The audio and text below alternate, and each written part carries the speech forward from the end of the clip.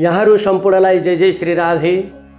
यहाँहरू समक्ष आज पनि एउटा जीवनमा सम्पूर्णलाई काम लाग्ने खालका प्रसङ्गहरू लिएर उपस्थित भएका छौँ। एकपटक के भएछ भने एउटा नगरमा, एउटा गाउँमा, एउटा टोलमा, एउटा नगरमा सबैको कल्याण गर्ने खालको, सबैलाई हित हुने खालको, सबैको उपकार गर्ने खालको सर्वकल्याणकारी श्री कृष्ण चन्द्र परमात्माको प्रतिबिम्ब भएको श्रीमद् भागवतको आयोजना भएछ। जो श्रीमद् भागवतको आयोजनाबाट सबैको कल्याण होस्, गाउँको कल्याण होस्, नगरको कल्याण होस्, टोलको कल्याण होस्, सम्पूर्णको कल्याण होस् भनेर गरिएको यो श्रीमद् भागवतको आयोजनामा सम्पूर्ण नगर टोल सम्पूर्णलाई के गरियो भन्दा निमन्त्रणा गरिएछ। जब निमन्त्रणा गरिसकेपछि तत्सम्बन्धी कथा श्रवण गर्ने दिन आयो। त्यो दिन आइसकेपछि कथा पनि प्रारम्भ भयो। कथा गर्दा व्यासजी आउनुभयो अनि कथा प्रारम्भ भयो। कथा श्रवण गर्न सारा जनहरू आए अनि पहिलो दिनको कथा सुसम्पन्न भयो, दोस्रो दिनको कथा सुसम्पन्न भयो, तेस्रो दिनको कथा सुसम्पन्न भयो। जब चौथो दिन थियो, त्यो पहिलो दोस्रो तेस्रो दिन सम्पूर्ण नगर टोल सम्पूर्ण कथा श्रवण गर्न भनेर आएका रहेछन्। तर त्यही नगरको एउटा अत्यन्त भद्र व्यक्ति अनि व्यापारी समाजसेवी अत्यन्त भगवत भक्ति भएको एउटा व्यक्ति कथा श्रवण गर्न आउनु भएको रहेनछ। अनि पहिलो दिन बित्यो, दोस्रो दिन बित्यो, तेस्रो दिन बितिसक्यो, चौथो दिन अब 4, 5, 6, 7 अब त कथा विश्राम गर्ने बेला भइसक्यो। जब कथा विश्राम गर्ने भइसकेपछि त सम्पूर्ण आयो, सबैले दान दिएका छन्, सबै उपस्थित भएका छन्, सबैले कथा श्रवण गरेका छन्, सबै नाचेका छन्। तर जो अलि भद्र व्यक्ति किन आउनु भएन भनेर त्यो समितिलाई अथवा त्यहाँ सबैले चर्चा पनि गर्न थालेका थिए। यता श्रीमतीले त्यो कुरा थाहा पाइन अथवा भन्दै हुने हुन्। अनि श्रीमानलाई भने नि पहिलो दिन सकियो, दोस्रो दिन सकियो, तेस्रो दिन सकियो, चौथो दिन बित्न लागिसक्यो, हजुर कथा श्रवण गर्न जानु, भोलि म जान्छु भनेर श्रीमतीले त्यो भद्र व्यक्तिलाई कहाँ पठाइने भन्दा कथा श्रवण गर्न पठाइन्। अब श्रीमतीको कुरा मान्न पनि पर्यो। तर ती व्यक्ति भजन कीर्तन आदिमा अलिक कम नै जान्थे। समय पनि कम भएर हो कि अथवा उनको इच्छा कम भएर अत्यन्त कम जान्थे। त्यस दिन श्रीमतीका करले अथवा नरका डरले पनि कहाँ जानु गए भन्दा कथा श्रवण गर्न गएछन्। अब यो यस्तो श्रीमद् भागवत जस्तो कथा हाम्रै गाउँमा, हाम्रै नगरमा हुँदा श्रवण गर्न नजानु पनि त समाजले के भन्ला, सुहाउँदा पनि सुहाउँदैन, कथा सुन्न जानै पर्छ भनेर श्रीमतीले भनिन्। श्रीमतीले भनिसकेपछि उनी चौथो दिन कथा श्रवण गर्न भनेर कथा पण्डालमा पुगे। कथा पण्डालमा जाँदाखेरि ती भजन गर्ने भजन मण्डलीहरूले भगवानको दिव्य भजन गाइरहेका कथा व्यासजी कथा मञ्चमा आएर विराजमान भइसक्नु भएको सबै मातृशक्तिहरू, पितृशक्तिहरू सम्पूर्ण कथाको पण्डालमा कथा श्रवण गर्न भनेर कहाँ आउनुभयो, पुरा बसिसक्नु भएको रहेछ। ती भद्र व्यक्ति पनि कथा श्रवण गर्न भनेर जानुभयो। ती समाजसेवी, ती भद्र व्यक्ति, उद्योगपति कथा श्रवण गर्न आएको देखेर सम्पूर्ण ती व्यवस्थापन समितिले पुरा स्वागत गरे। आउनुहोस् आउनुहोस् भनेर स्वागत गरे। जब स्वागत गरिसकेपछि आसन ग्रहण गराए। आसन ग्रहण गरेपछि ती भद्र व्यक्ति आसन ग्रहण गरी आसनमा बसे। जसै आसन ग्रहण गरेर पुरा आसनमा कथा श्रवण गर्न भनेर बसेका थिए। व्यासजीले कथाको सम्बोधन गर्दै हुनुहुन्थ्यो। सम्बोधन गर्दा गर्दै त ती भद्र व्यक्ति कथामा भुसुक्कै निदाएछन्। जब भुसुक्कै निदाइसकेपछि त अनि उनी निदाइसकेपछि अरूले कसैले पनि उठाउन पर्ने तर उठाएनन्। मस्त सुते निदाए कथा प्रारम्भ भयो सम्पूर्ण भजन गाए सम्पूर्ण नै नाचे सम्पूर्ण जय जयकार गर्दा पनि उनको गहिरो निदले गर्दा उनी भुसुक्क निदाएछन्। अनि दिनभर बितो कथा विश्राम भयो अनि टीका प्रसाद भयो आरती भयो सारा भक्तजनहरू गए कथा गर्ने व्यासजी जानुभयो भजन कीर्तन मण्डलीकारहरू जानुभयो सम्पूर्ण समितिका गइसके तर उनी निदाएका निदाई छन् अनि उठेनन्।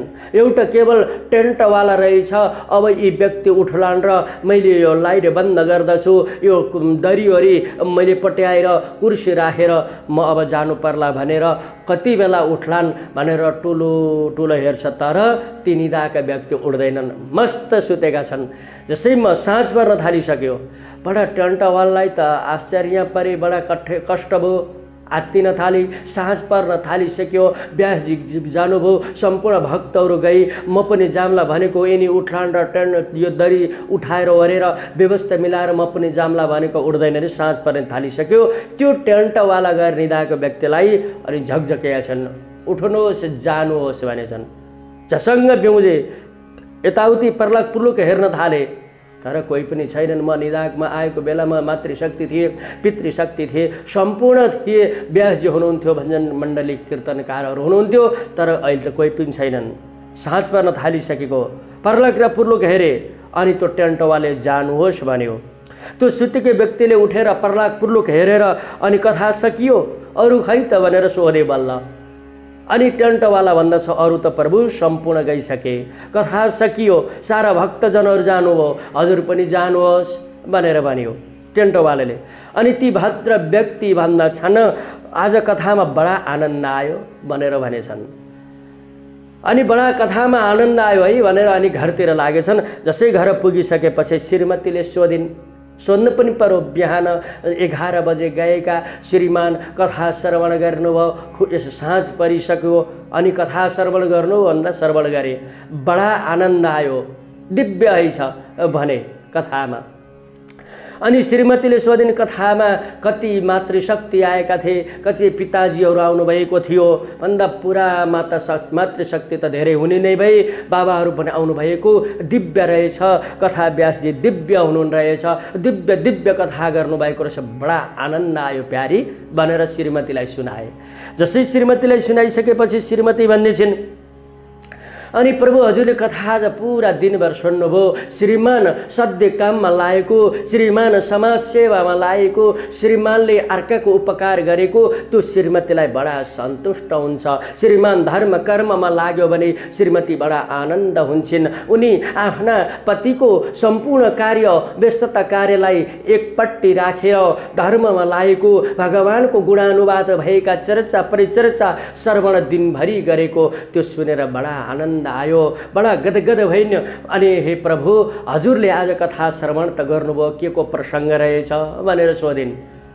बडा श्रीमानलाई त पसिना पसिना आउन थाल्यो यत्रो सारा सोचिनु भनेको भए त म निदाउँथिनँ होला सायद। अनि कथामा अब के भनौँ भयो कथा बडा आनन्द रहेछ दिव्य प्रसङ्ग रहेछ। आज उनले भने आउनुहोस् अनि जानुहोस् भन्ने प्रसङ्ग रहेछ। आउनुहोस् अनि बस्नुहोस् अनि जानुहोस् भन्ने प्रसङ्ग रहेछ। त्यसमा बडा दिव्य कथा। पत्नीले अनि पत्नी भन्दैछन् आज हजुर पहिलो पटक कथामा जानुभएको अरू दिन भजन कीर्तन कथा श्रवण गरेर त हजुरले त यो मान्नुहुन्थेन आज जानुभएको देखेर गुरुजीले व्यासजीले दिव्य गोपनीयम प्रत्यत गोप्य मन्त्र दिनुभएको रहेछ। आज कथा यति श्रवण गर्नुभयो भोलि पनि हजुर कथा गएर श्रवण गर्नुहोस् भनेर श्रीमतीले भनिन्। फेरि भोलि पनि कथा श्रवण गर्न जानुहोस् भनेर भन्दाखेरि यस्तो वार्तालाप पति र पत्नीको वार्तालाप गर्दा गर्दै साँझ पर्यो खानापिना भयो सुत्ने बेला भयो दिनभर कथामा सुतेर आएको अब के निन लाग्ने। खाना खाइसकेपछि विश्राम कोठामा गई लाइट बन्द गरे पर्दा पर्दी लगाए तर निद चाहिँ लाग्दैन। बिस्तरामा गयो लाइट बन्द गरे तर निद चाहिँ लाग्दैन। जब उठेर बसे पत्नीले कुरो बुझिन् आज दिउँसो कथामा पक्का सुत्नु भएको रहेछ। अब के भन्नु पर्यो भन्दा आज हजुर दिन कथामा नयाँ मन्त्र पाउनु भएको, अब हजुरले यही मन्त्र जाप गर्नु जबसम्म निदा आउँदैन भनेर श्रीमतीले जप्न लगाइन्। झन मुसिबत भयो, झन आपद पर्यो। अब कथामा जाने बित्तिकै स्वागतम स्वागतम आउनुहोस् आउनुहोस् भनेको थिए, आसन ग्रहण गराउँदा बस्नुहोस् बस्नुहोस् भनेको थियो। सम्पूर्ण कथामा निदाय उठेर अब घर जानुहोस् टेन्टवाले भनेको थियो। कथा श्रवण गएको आउनुहोस् बस्नुहोस् र जानुहोस् बाहेक अरू केही पनि सुनेन। निदाएर पुरा केही जात सुनिएन। कोठामा अँध्यारो छ, यता जात चलेकै छ। श्रीमतीले आउनुहोस् अनि जानुहोस्, आउनुहोस् अनि बस्नुहोस् अनि जानुहोस् खूब जप्न गर्न थाले। त्यस्तो जपिरहेको बेलामा घरमा अन्धकार त थियो।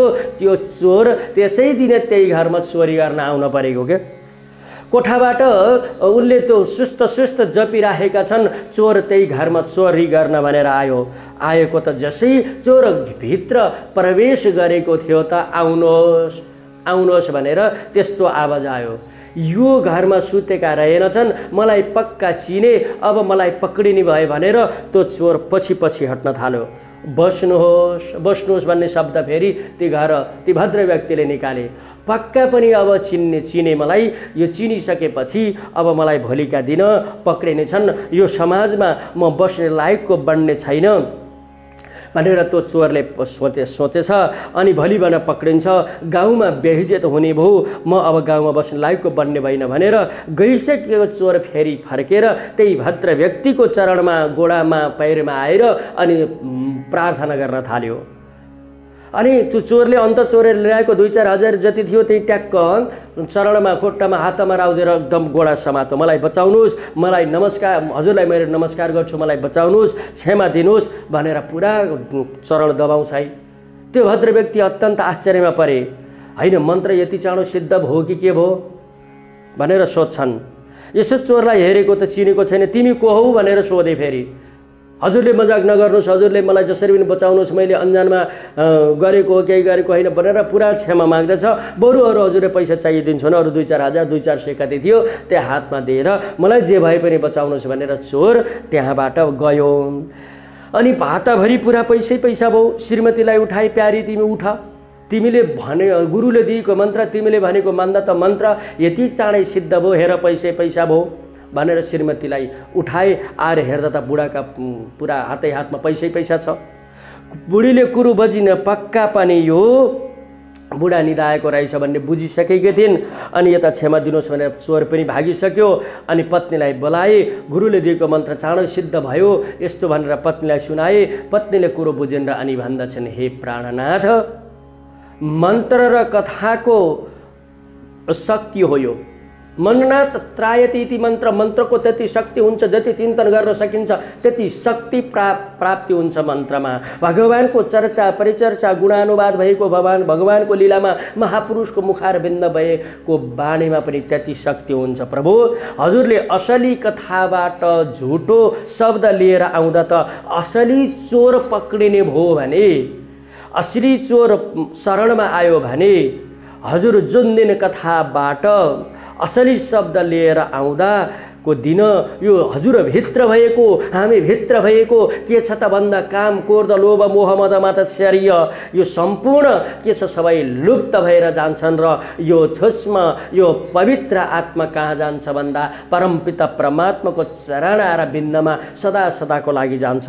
यो शरीर तो यदि असली कथा भगवानको गुणानुवाद भएको असली कथा साँच्चीकै लिएर आइन्छ, जीवनमा उतारिन्छ भने यो जीवन कस्तो हुन्छ भन्दा शरीर भक्तिमय हुन्छ, भगवतमय हुन्छ। भगवानको शक्ति, भगवानको कथाको शक्ति, भगवत कृपा भनेकै यही हो।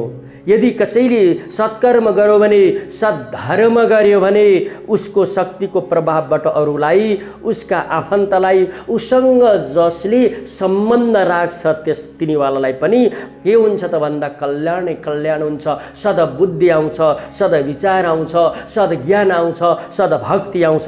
त्यसैले राजन हामीले पनि जीवनमा के गर्नु पर्दो रहेछ भन्दा सदा सदाको लागि सधैँ के गर्नु सत्कर्म गर्नुपर्दछ, सद्धर्म गर्नुपर्दछ, सतमार्गमा चल्नुपर्दछ। यसरी सतमार्गमा चलियो भने, सद्धर्म गरियो भने, सत्कर्म गरियो भने, भगवानका गुणानुवाद भएका चर्चा परिचर्चाहरू श्रवण गरियो भने, भगवान गुरुहरूले दिएका मन्त्रहरू गोपनीय यस्ता गोप्य मन्त्रहरूको चिन्तन गरियो भने हामी पनि के हुन्छ भन्दा सत्पुरुष, सद्ज्ञानी, सतमहापुरुष बनिन्छ। हाम्रो भ्यमीभित्र भएका यी विकारहरू नष्ट भएर सत मार्गका सत बुद्धिका अङ्कुरहरू लगाउँदछन्। राजन, यसैले हामीले के गर्नुपर्छ भन्दा सदा सदा सतमार्गमा सत्कर्ममा लाग्नुपर्दछ। यसरी भगवानको कथाको निमित्त जाँदा तर समयले को मार्गमा चल्दा पनि, कथा श्रवण नगर्दा पनि त्यसको प्रभावबाट भगवत भक्तिमय हुँदो रहेछ भन्ने एउटा हास्य कथा लिएर यहाँहरू समक्ष उपस्थित भएको थिएँ। फेरि पनि यस्तै कर्म, यस्तै प्रसङ्ग श्रवण गर्नको लागि हाम्रो च्यानलमा सब्सक्राइब गर्नु होला भन्दै यहाँहरू सम्पूर्णलाई जय जय श्री राधे।